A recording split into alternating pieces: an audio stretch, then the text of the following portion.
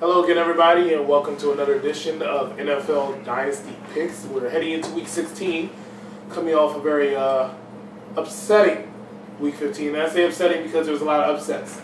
We'll talk about more of who did well last week and who did not do well last week later. I just want to add on that I made a lot of picks last week that I didn't put on paper and did pretty well. All right? Flip, flop. Flipping and flopping, let's go to Houston, Indianapolis. Indianapolis coming off their first victory. This is one of the ones where I made a pick that I didn't put on paper. I said I believe the Indianapolis Colts will come up with a victory last week, and they did. So this week, they're hosting against Houston to try to make it 2 wins this season. Possibly fighting for Peyton Manning, who was just announced, like anybody was surprised, will not be able to play for the rest of the season. You're not going to make that step? What step am I going to You didn't make it last week. You're not going to take the leap and pick them for the week? I'm taking a leap and picking Houston. Houston has not done that well this year. I mean, well, they have not done that well in recent weeks. They luck up their victory. Their last couple of victories have been a little suspect, but they've also had a lighter schedule with some of the games they played. If they played a tougher team right now, they will not do as well. That being said, all three of us picked the Houston Texans to go over the Indianapolis Colts. Denver and Buffalo. Tim Tebow not doing what people hoped that he would do against the New England Patriots. Does that mean that Tim Tebow should go in the shadows? No. Not my opinion. But they faced the Buffalo Bills this week, and we all picked Denver to win that one. I will add that the score was nowhere near what you predicted. I think they got my point across. We'll just go again. First game we we was 63-6, but the point was the game was not going to be. It wasn't going to be competitive. Don't they lost by like what, 10? By 18 points. Really? They had I would call that. They had more in the first quarter. Second. Regardless, for a second there, it looked like they might try to make that comeback, and it was shut down. But the bottom line is, let's go to the next game. New York Jets, New York Giants. Keep it in the city, keep it in the state. I wonder, Mr. Not Partial, are you hoping for that scenario where Dallas loses? I know what you're talking about. Giants go 1-1. Let me talk to the viewers about this. If Philly wins out and the Giants lose one, and the Cowboys lose to the Giants next week, Philly wins the NFC East. Most of you who are paying attention know that I said that a couple weeks ago. Everybody looked at me as crazy. Oh, they're not. I told y'all. Now it begins. That being said, because I know he's dying to find out who I pick, I'm not going to be biased, because I'm not biased. I'm an unbiased reporter. I picked the Jets to win. Fuck. Picking Giants. I'm going to pick the Giants because I was actually going to get to pick the Jets on the sole reason he was going to pick the Giants, hoping that they get that scenario going. I knew he wasn't going to pick the Giants for obvious reasons. But, yeah, he's not going to. I'll pick the Giants because Eli Manning, Mark Sanchez. Actually, I think it's Eli Manning, Mark Sanchez. Because I said it before, and I'll say it again. These are two of the most inconsistent quarterbacks in the NFL. But Eli Manning plays spectacular some games. That's forgive me, I'm losing my voice. Eli Manning plays spectacular some games. Some games he's not playing good at all. Well, same thing for Mark Sanchez. Difference is Eli Manning is spectacular games and not good. Pretty good. Mark Sanchez is good and not good. Well, we'll find out on Saturday, where I believe the Jets will win this one. But hey, I'll be right. I mean, it's basically the Giants and the Jets. It's the same stadium, so if I were you all and I was picking, and I couldn't make up my mind, I would go with the person who's still in the lead. Let's just add that out there, okay? I don't believe that. But we'll see in a few minutes. Miami, New England. All three of us picked the New England Patriots to defeat the Miami Dolphins. Miami Dolphins are becoming very red hot. If they started off the season like they're ending it, they might have playoff implications. Cleveland, Baltimore. We all picked Baltimore to defeat the Cleveland Browns. Baltimore is trying to secure that #2 spot. They just need one more L for Pittsburgh to take that over. You say it with so much passion. No, I'm losing my voice. Pittsburgh dropping the egg against Kansas City and Oakland. Phil and Chris have the Kansas City Chiefs, who defeated the Green Bay Packers last week, something else that I predicted was probably going to happen. And but you flaked on your own pick, and you picked Green Bay. That's fine. Kansas City defeated the Green Bay Packers this week. They faced the Oakland Raiders, who have not been doing as well as they used to also. We all, except for Joe, picked the Kansas City Chiefs to continue this victory streak they got going. Joe believes the Oakland Raiders are going to somehow pull a miracle out their hat because they still want their playoff hopes alive. I don't think that's really a miracle, but okay. We'll see on Saturday. Philadelphia, Dallas. Oh, I so want to pick Dallas. If just to spite you. Oh, what are you doing? I said I want to pick Dallas. I didn't put you down for Dallas or Philly. I put myself down for Philly, and I'll explain why we were down. Yeah, because you never picked against them or Pittsburgh the whole season. I have no reason to. Yes, yeah, tomorrow. I'm hoping that with the gift that the Redskins gave Dallas in whooping the shellac out of the Giants, that they in turn give me a gift and knock these bums out of the playoffs. But I'm picking Philly.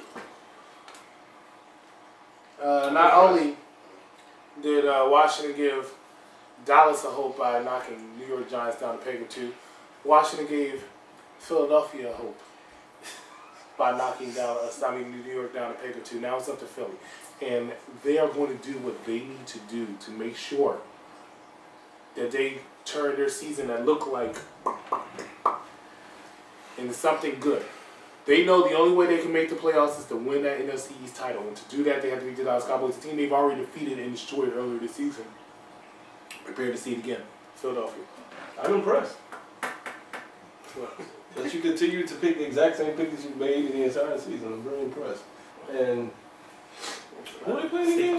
They're playing the Dallas Cowboys. Right? They're playing the Cowboys. I'm picking the Cowboys. No, I'm sorry. I take that back. Who's at home? Dallas. Still picking Philly. Man, so that ass whooping they got. Shit. Dallas, man. But he reserves the right to flip-flop. Like no, I'm not playing that game. I'm not playing that game.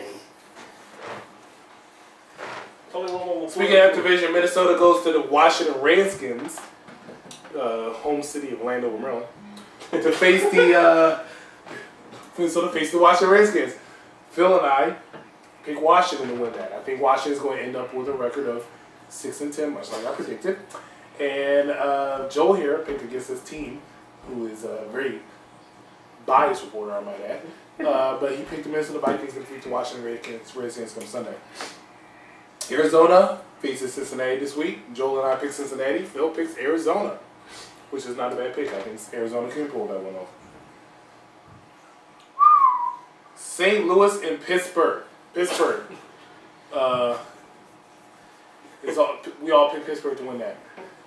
Talking about how Pittsburgh's licking their wounds after laying the colossal egg against San Francisco. San Francisco was I really think the game would have been more competitive had they put Charlie Batch in. I agree. Who picked that game last week, by the way? You two picked Pittsburgh. I picked San Francisco. Incorrect. You two picked San Francisco. I picked Pittsburgh. This guy picked Pittsburgh. We picked San Francisco. Right, and I know I picked. You know, Pittsburgh should have won. No, they shouldn't. San Francisco's better continue. You know what? All they did was make Aldon Smith Rookie of the Year with that game. Only thing they did I don't believe that. was they were in the back and they said, "Hey, all we have to do, we are a A+ team. We are the future Super Bowl champions. We have 2 terrible games coming up, 2 easy games coming up. All we have to do I better see Charlie Batch as a starting. All we have to do is win this game. We can rest Ben Roethlisberger for 3 weeks and be the #1 seed." Ben said, "Okay, I'm in." Unfortunately, he wasn't ready, and because of that, you can't say he wasn't ready. He did get over 300 yards. He wasn't ready because of that. He couldn't escape. Because of that, and cockiness, Pittsburgh was unable to defeat the San Francisco 49ers on Monday. That's fine. They'll regroup. They'll either end up #5 or #2, depending on Baltimore. It's fine. They're still your future world champions. Moving on. San Francisco goes to face Seattle. Woo! tough one. We're actually picking that one? Yes, we are. I got San Francisco. Seattle, though. Ooh. I'm going to go on a limb here. I really, truly believe that the Seattle Seahawks can defeat the San Francisco 49ers on Saturday. And they will defeat the San Francisco 49ers on Saturday. Why? It's a division game. They still have a chance for a wild card spot. They need this game more than San Francisco, who's still trying to fight for number one and number two. But the Saints and Packers pretty much got that locked up. Bearing down their necks. They got enough to lose, and just as much. I'm going with Seattle on Saturday. You pick San Francisco. Get on my face. All right, next game. Tampa Bay and Carolina. We all pick Carolina to win that. Jacksonville and Tennessee. We all pick Tennessee to defeat the Jacksonville Jaguars. Chicago and Green Bay.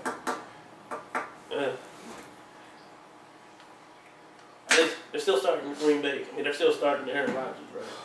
Yes, they haven't locked up home field, so they still have stuff to play for. And Josh McCown is supposed to be starting for Chicago.